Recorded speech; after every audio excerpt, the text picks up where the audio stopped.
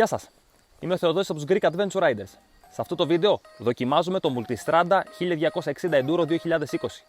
Πρωτού όμως προχωρήσουμε παρακάτω, πατήστε subscribe για να δείτε όλα τα νέα βιντεάκια που ετοιμάζουμε.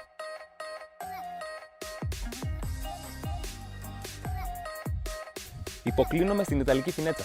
Όπως τα περισσότερα μοντέλα της εταιρείας, έτσι και αυτό δεν αποτελεί εξαίρεση και είναι ένα έργο τέχνης. Πραγματικά, είτε φαν της εταιρείας είτε όχι, κάποιος δεν μπορεί να αρνηθεί ότι είναι πανέμορφη. Αυτό το βίντεο δεν αποτελεί παρουσίαση, αλλά δοκιμή της μηχανής. Οπότε δεν θα αναλωθούμε σε πολλά τεχνικά χαρακτηριστικά που μπορείτε απλά να μπείτε στο site της Ducati και να τα διαβάσετε. Από εμάς θέλετε να δοκιμάσουμε τη μηχανή on και off-road και αυτό ακριβώς θα κάνουμε.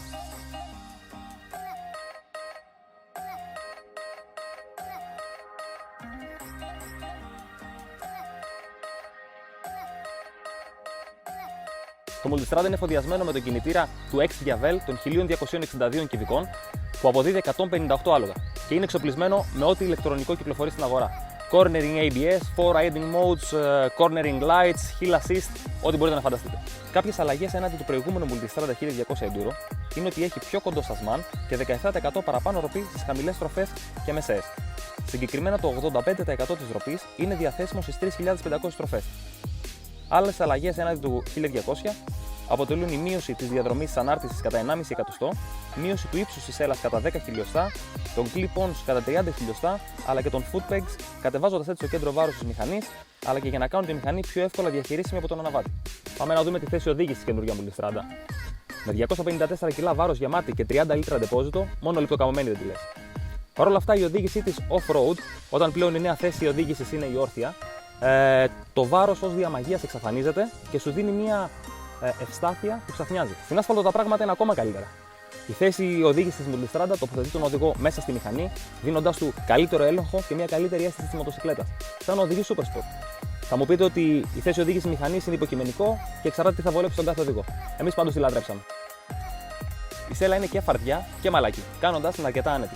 Δεν πιστεύω πως θα χρειαστείτε κάποια aftermarket αν δεν σκοπεύετε να φτάσετε μέχρι τον Nordcat. Παρ' όλα αυτά, η Ducati βγάζει comfort σέλα που είναι πιο ψηλή, αλλά και πιο χαμηλή για όποιον δεν είναι το πρώτο boy. Είχαμε την τύχη να δοκιμάσουμε δύο Ducati Multistrada, το ένα εκ των οποίων έχει aftermarket ζελατίνα. Αυτό με τη stock ζελατίνα στην πάνω θέση, για μένα που έχω ύψος 1,90, η κάλυψη δεν ήταν πολύ καλή. Με την aftermarket τα πράγματα ήταν πολύ καλύτερα.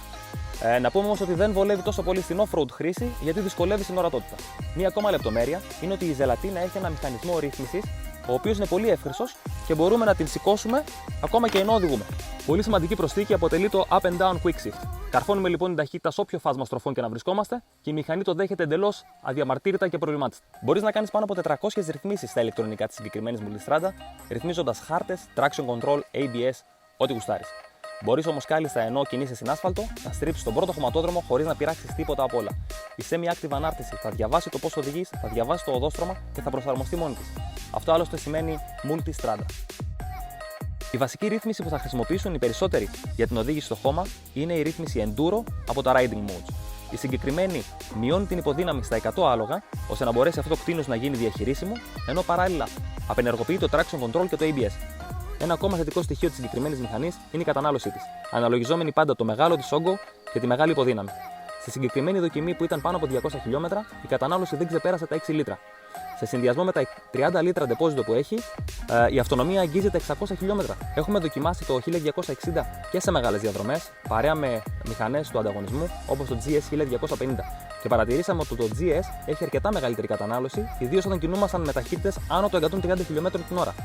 Ταυτόχρονα το KTM 1290 Super Adventure είχε ελάχιστα ψηλότερη κατανάλωση από το Multistrada. Μεγάλη εντύπωση μας έκανε η ολόσωμη τερμινιόνι που φοράει μία από τις δύο μηχανές της δοκιμής, που έρχεται μαζί με χαρτογράφηση από την Ducati.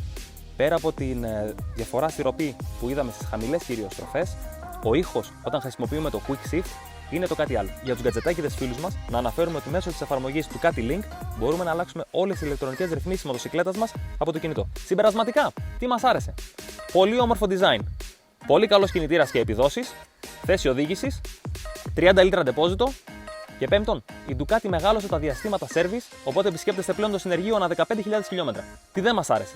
Ο ανταγωνισμός έχει κάνει ένα βήμα παραπάνω όσον αφορά τον πίνακα οργάνων, οπότε πιστεύουμε ότι το Multistrada έχει αρχίσει λίγο και υστερεί. Δεύτερον, η τιμή της. Αναμενόμενη φυσικά λόγω εταιρείας και λόγω του τι μας προσφέρει, αλλά δεν θα μπορούσαμε να το παραβλέψουμε και να μην το αναφέρουμε στα αρνητικά. Η συγκεκριμένη Multistrada κοστίζει 24.100 ευρώ, χωρίς τα εξτρά πακέτα εξοπλισμού. Και τρίτον, η συντήρησή της. Μπορεί να μην σας προφανεί το πρώτο σέρβις, αλλά καλού κακού πάρτε ένα υπογλώσιο πριν το δεύτερο σέρβις των 30.000 χιλιόμετρων. Για το τέλος, αφήσαμε το μεγάλο ερώτημα. Να την αγοράσω? Αυτό λοιπόν εξαρτάται από εσάς. Τι είδους αναβάτης είστε και τι αναζητείτε από μια μοτοσυκλέτα. Αυτό που μπορούμε να σας πούμε εμείς είναι ότι το Multistrada είναι μια μηχανή με κινητήρα διαμάντι, πολλές χωμάτινες επιδόσεις, αλλά όχι το πιο χωμάτινο χαρακτήρα στην κατηγορία. Κατά την άποψή μου, η θέση της βρίσκεται κάπου ανάμεσα στο πιο χωμάτινο και σπαρτιάτικο KTM 1290R και το πιο easygoing BMW GS 1250 Adventure. Αν λοιπόν η τσέπη σας αντέχει τα 24.000 ευρώ που κοστίζει, τότε σίγουρα αποτελεί μια δυνατή υποψηφιότητα. Αφήστε το σχόλιο σας για το πώς σας φάνηκε το βίντεο μας, αλλά και ιδέες για το τι θέλετε να κάνουμε στο μέλλον. Μέχρι τότε, καλές βόλτες! Τι λιγουρεύεστε!